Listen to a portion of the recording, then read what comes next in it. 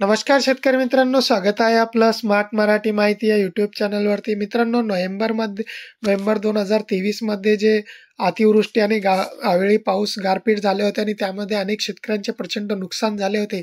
आणि जी मदत बरेच दिवसापासून जाहीर झाली होती आणि ती मदत कधी शेतकऱ्यांना मिळणार याची शेतकऱ्यांना प्रतीक्षा होती, तर त्याबाबतचा आज जी-आर हा काढण्यात आलेला आहे, की ते कोणते जिल्हे पहिल्या टप्प्यामध्ये 5 जिल्ह्यांना ही मदत जाहीर झालेली आहे आणि त्यामध्ये किती मदत जाहीर झालेली आहे आणि कोणते शेतकरी पात्र झालेले आहे, तेच आपण बघणार आहोत. तर 10 जानेवारी 2024चा शासन निर्णय आहे. नोव्हेंबर 2023 या कालावधीत अवेळी पाऊस व गारपीट यामुळे झालेल्या शेती पिकाच्या नुकसानीकरता मदत देण्यासाठीचा निधी वितरित करण्याबाबत मान्यता देण्याबाबत रब्बी हंगाम 2023चा शासन निर्णय आहे. 10 जानेवारी 2024 रोजी हा काढण्यात आलेला शासन निर्णय आहे. तर शासन निर्णयामध्ये नोव्हेंबर 2023 या कालावधीत राज्यात अवेळी पावसामुळे झालेल्या शेती पिकाच्या नुकसानीसाठी शेतकऱ्यांना मदत देण्याकरता राज्य शासनाच्या निधीतून निश्चित केलेले एकूण 144 कोटी 10,66,000 रुपये इतका निधी वितरित करण्यास मंजुरी देण्याबाबतचा हा शासन निर्णय आपण इथे बघू शकता. तर यामध्ये शासन निर्णयामध्ये काही महत्त्वाचे 2-3 असे मुद्दे देण्यात आलेले आहेत. त्यामध्ये जर का शेतकऱ्यांना 2023 मध्ये या अगोदर एक नुकसान भरपाई मिळाली असेल 2023ची गारपीटची किंवा अवकाळी पावसाची, तर परत त्या शेतकऱ्यांना यामध्ये मदतही मिळणार नाही किंवा ते शेतकरी यामध्ये पात्र होणार नाही.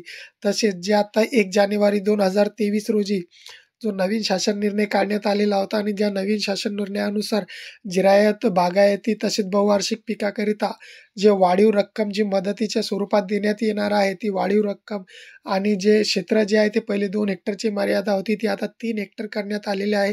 तर तो जो नवीन शासन निर्णय 1 जानेवारीचा, त्या शासन निर्णयानुसारच या मदतीचा वाटाफा करण्यात आलेला आहे. तर परत एक यामध्ये महत्त्वाचा असा मुद्दा मांडण्यात आलेला आहे, की जे शेतकऱ्यांना जी मदत दिली जाते आणि या मदतीमध्ये जर का जे बँका आहे ते बँक जे आहे ते कर्ज खात्यामध्ये ती मदत जमा करून घेतात किंवा त्यामध्ये शेतकऱ्यांचे खाते गोठवून घेतात. त्याकरता आता स्पष्ट यामध्ये जी आपण हे 4 नंबरचा जे आहे ते आदेश बघू शकता, की लाभार्थ्यांना मदत वाटपाची कारवाई पूर्ण झाल्यानंतर जे आहे ते शेतकऱ्यांनी दिलेल्या मदतीचा निधी बँकांनी कर्ज खात्यात अन्यथा वसुलीसाठी वळती करू नये याकरिता जिल्हाधिकारी यांनी सर्व बँकांना आवश्यक त्या सूचना निर्गमित कराव्यात. या सर्व सूचनाची अंमलबजावणी करण्याची जबाबदारी जिल्हाधिकारी यांच्यावरती राहील. जर का एखाद्या शेतकऱ्यासोबत एखाद्या बँकेने जर त्यांची ही रक्कम जमा केली किंवा कर्ज खात्यामध्ये जमा केली, तर त्या बँकेची तक्रार तुम्ही या जी-आरनुसार जिल्हाधिकारी यांच्याकडे करू शकता. तर कोणत्याही बँकेला जे आहे ते शेतकऱ्यांचे मिळालेली मदत ही कर्ज खात्यामध्ये जमा करण्याचे आदेश नाही आहे. तर कोणकोणते जिल्हे यासाठी पात्र झालेले आहे आणि किती शेतकरी त्या जिल्ह्यामधील पात्र झालेले आहे आणि किती मदत त्यांना मिळाली आहे ते बघूया. तर नाशिक, अहमदनगर, धुळे, नंदुरबार आणि जळगाव पहिल्या टप्प्यामध्ये हे 5 जिल्ह्यांसाठी जो आहे तो निधी वितरित करण्यात आलेला आहे आणि त्यामधील किती हेक्टर क्षेत्र हे बाधित आहे, तर नाशिक जिल्ह्यातील 34,952 हेक्टर क्षेत्र हे बाधित झालेलं आहे. तर त्यामधील 65,849 शेतकरी हे पात्र ठरलेले आहे. तर त्यांच्यासाठी 9,978,00,000 रुपयाचा निधी हे मंजूर करण्यात आलेला आहे. तर अहमदनगर जिल्ह्यातील 11,956 हेक्टर क्षेत्र हे बाधित झालेलं आहे.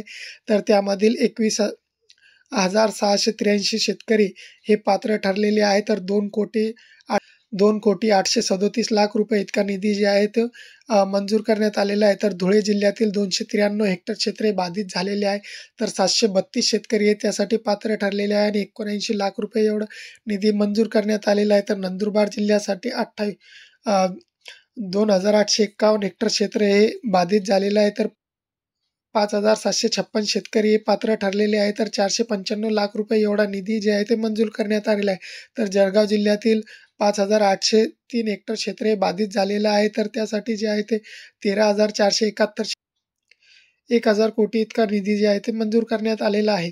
तर मित्रांनो, असं एकूण जे आहे ते 55,857 हेक्टर क्षेत्र हे बाधित झालेलं आहे. तर 1,74,091 शेतकरी जे आहे ते पात्र ठरलेले आहे आणि त्यासाठी 144 कोटी 10,00,000 एवढा निधी हा मंजूर करण्यात आलेला आहे. तर हे पहिल्या टप्प्यातील 5 जिल्हे होते ज्यांना निधी मंजूर करण्यात आलेला आहे. तर आता जे अजून बुलढाणा असेल, वाशिम असेल, जालना, छत्रपती संभाजीनगर ज्या जिल्ह्यामध्ये सर्वाधिक नुकसान झाले होते, हे जिल्ह्यांना जे आहे ते वाढीव स्वरूपामध्ये जे आहे ती मदत देण्यात येणार आहे आणि त्यासाठी या जिल्ह्यांचा समावेश दुसऱ्या टप्प्यामध्ये होऊ शकतो. तर याचा जेव्हा दुसऱ्या टप्प्याचा अपडेट येईल, किती शेतकरी पात्र झाले आणि किती त्यांना जे आहे ते मदत मिळणार आहे, त्याचा देखील अपडेट आपण आपल्या चॅनलवरती नक्कीच घेऊ. मित्रांनो, चॅनलवरती नवीन असाल तर चॅनलला सबस्क्राईब नक्कीच करा, व्हिडिओला लाईक करा आणि शेअर करा. जय हिंद, जय महाराष्ट्र.